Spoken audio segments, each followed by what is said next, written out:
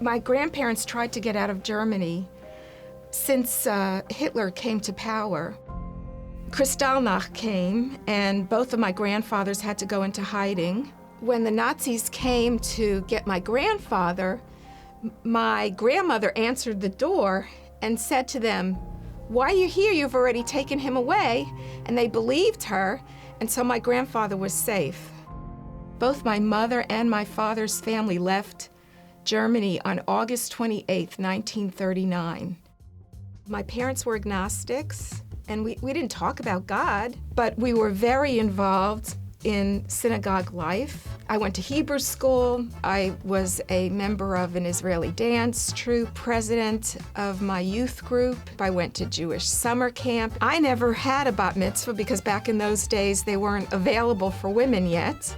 I fit in more with German Jews than I did with Americans. I went to Jewish summer camp every summer. It was called the Joseph Eisner Camp Institute for Living Judaism in the heart of the Berkshire Mountains.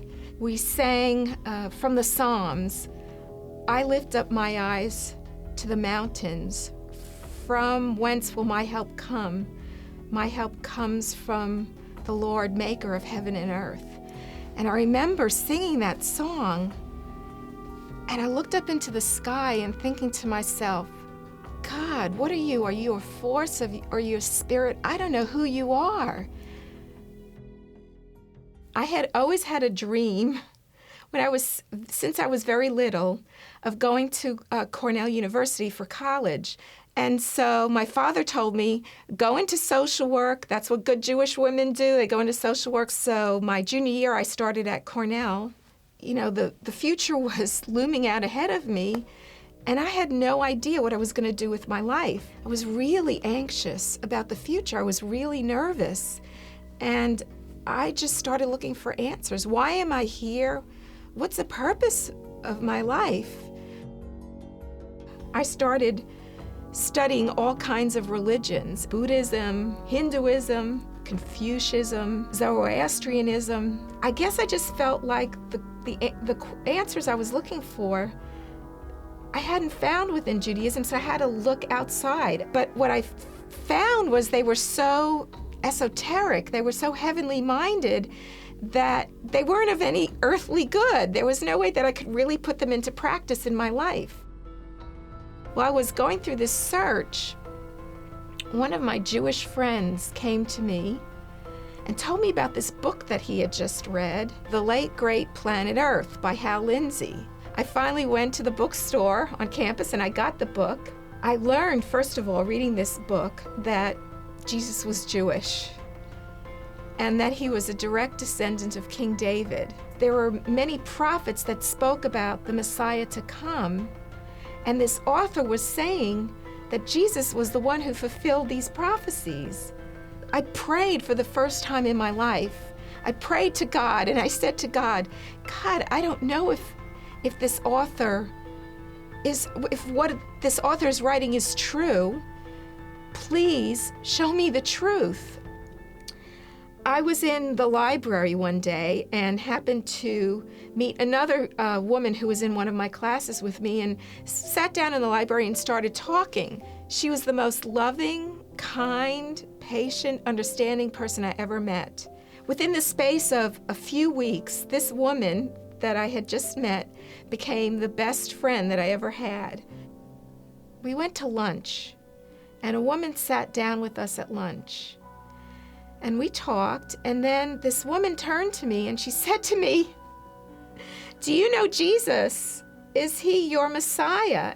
I looked at her and I looked at my friend, and my friend had this expression on her face that said to me that she was agreeing with what this woman was saying.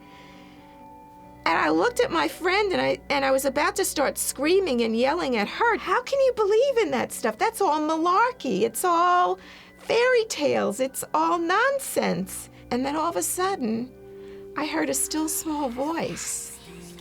And the voice said, "Listen to her. She loves you. She's your best friend." And so I listened to her. And she told me her story.